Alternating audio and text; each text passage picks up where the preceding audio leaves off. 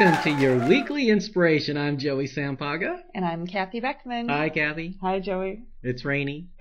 It's really raining. It's really raining. I called somebody yesterday and I said, "Do you know what a qubit is?" Qubit? Do you know what that is? Yeah, so we can start building an ark, That's right? That's right. So someone asked me yesterday, or no, someone was telling me, "Oh yeah, I have to drain my pool because it's going to overflow." I said, okay, well that makes, and then I thought about it. Wait a minute, where are you going to dump the water? Oh, to the side. I'm like, isn't it going to go there anyway?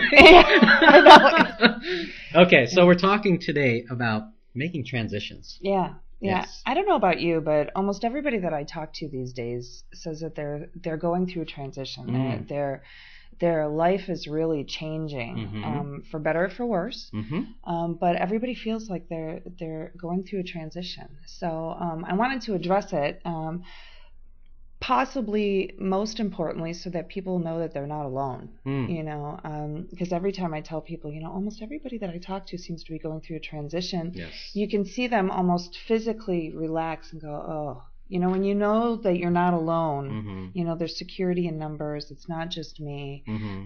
It sometimes seems a little bit easier to deal with. Yes. And I know you're going through a transition. I am. I'm going through a transition. You are. And I'm sure several of you are going through a transition, so you're not alone. Yes. You know what, though? Here's my take on it. What's your take on it?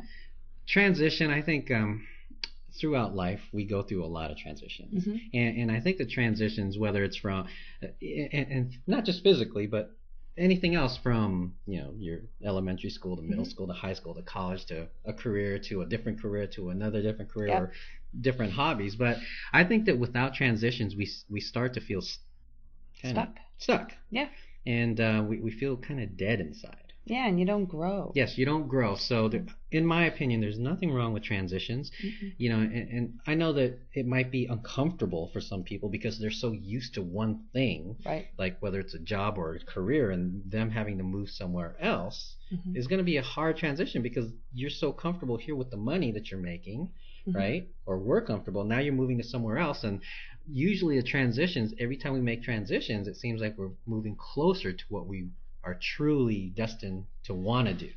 Hopefully, if we make those, if we make decisions at our choice points, to do that, and we have to listen to our intuition. Women on the average are better at listening to their intuition than men are. That's true. Yeah. And I know way back when, in the 80s, I was offered 2 jobs.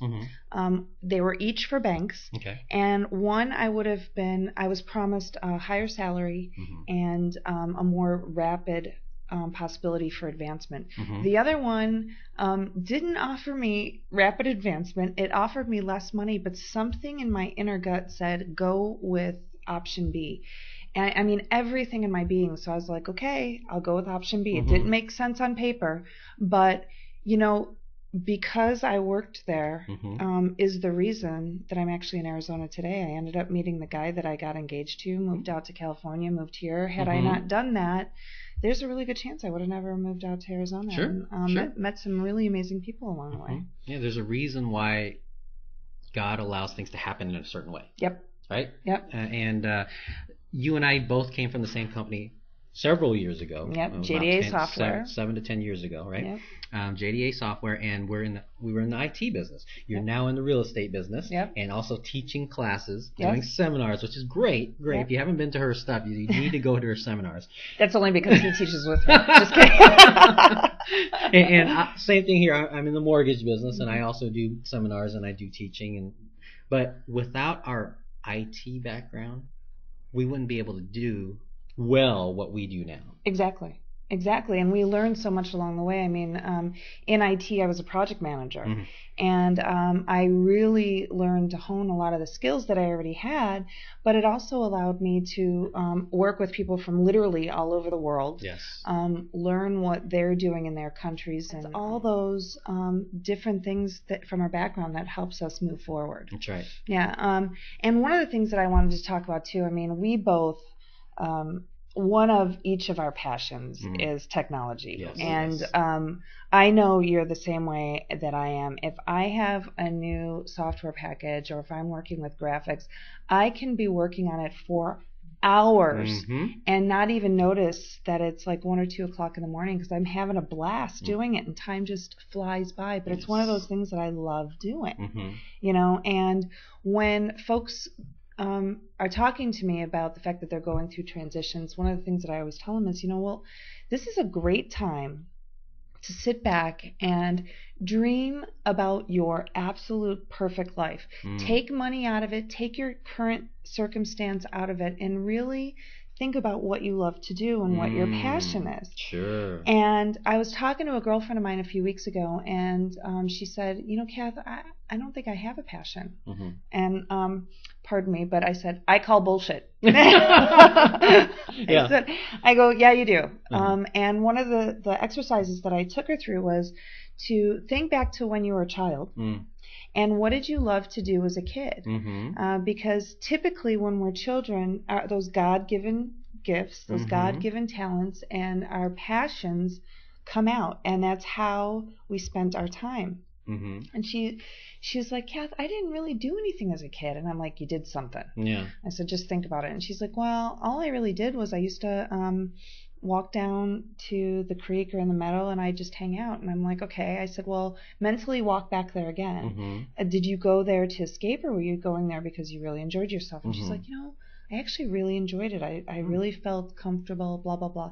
So I said, well, hang on to that. And she's like, well, how do I make a career out of that? And I said, I don't know. That's not your job right now. Your job is to just grab back onto those passions that you may have forgotten about. Well, 2 weeks later, she came back to me. She's like, you know what? I totally forgot about this dream I used to have that is completely wrapped around getting back to nature, and it is a career that I could do. So sometimes it takes a little while. And one of the other things I told her to do too is to think about it before you go to bed. Actually, make a mental note that you want to remember the passion, or you want to envision the passion and dream about it, and that's what helped her pull that back out again. That's a great question for our viewers to find your passion. Also, is what would you do? What would you love to do where money wasn't if money were no object, how would you fill your day?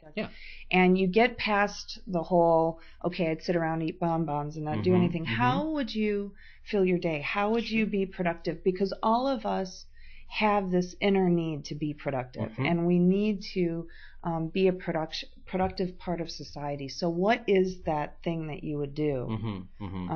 And to help along with that, it's what are your God-given talents? Yes, there's examples. There's, you know, let's say people like to watch movies. Well, I like to watch movies. Well, why don't you try and review movies?